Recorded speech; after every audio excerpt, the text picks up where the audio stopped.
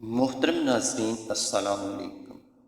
آج ہم حضرت نظام الدین اولیاء رحمۃ اللہ علیہ کا ایک ایسا واقعہ آپ کو بتانے جا رہے ہیں جسے پڑھنے کے بعد آپ اللہ کی اس ولی کی علمی منزلت کا تصور کر کے حیران رہ جائیں گے۔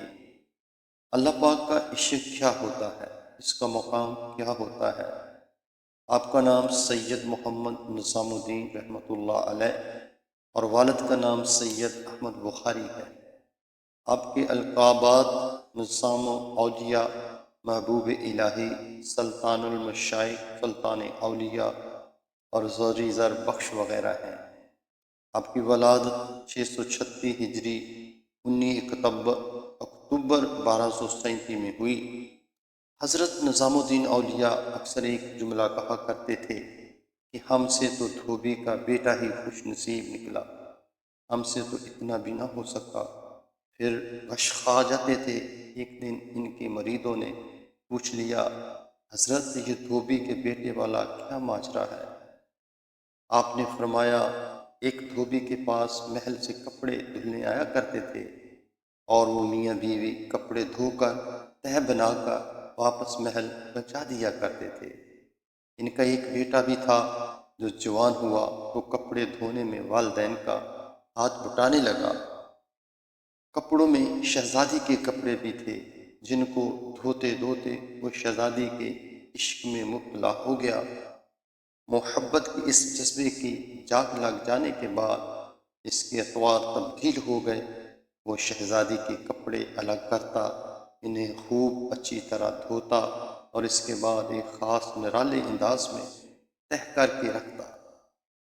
سلسلہ چلتا رہا۔ آخر والدہ نے اس تبدیلی کو نوٹ کیا اور اپنے گھر والے کو بتایا کہ یہ تو لگتا ہے کہ سارے خاندان کو مروائے گا، یہ تو شہزادی کے عشق میں مبتلا ہو گیا ہے۔ والد نے بیٹے کے کپڑے دھونے پر پابندی لگا دی۔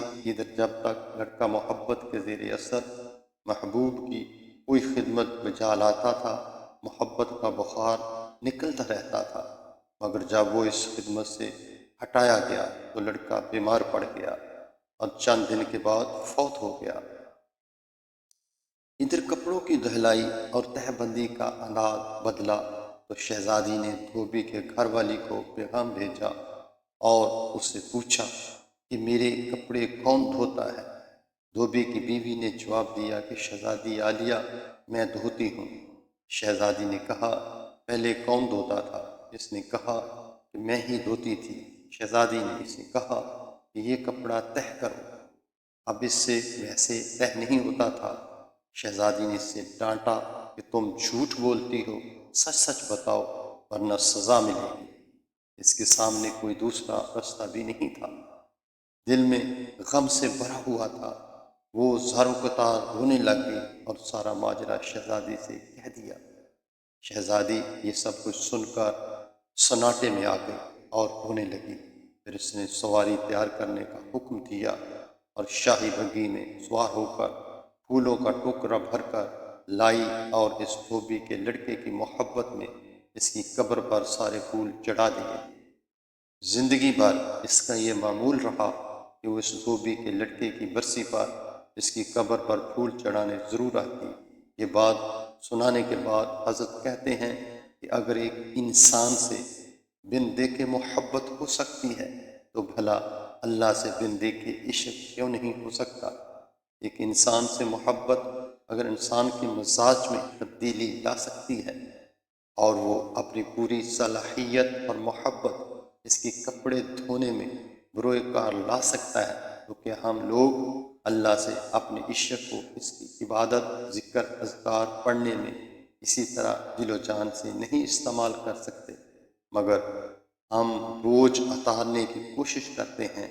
اگر شہزادی محبت سے طے شدہ کپڑوں کے انداز کو پہچان سکتی ہے تو کیا رب کریم بھی محبت سے پڑھی گئی نماز اور پیچھا چھڑانے والی نماز کو سمجھنے سے عاجز ہے؟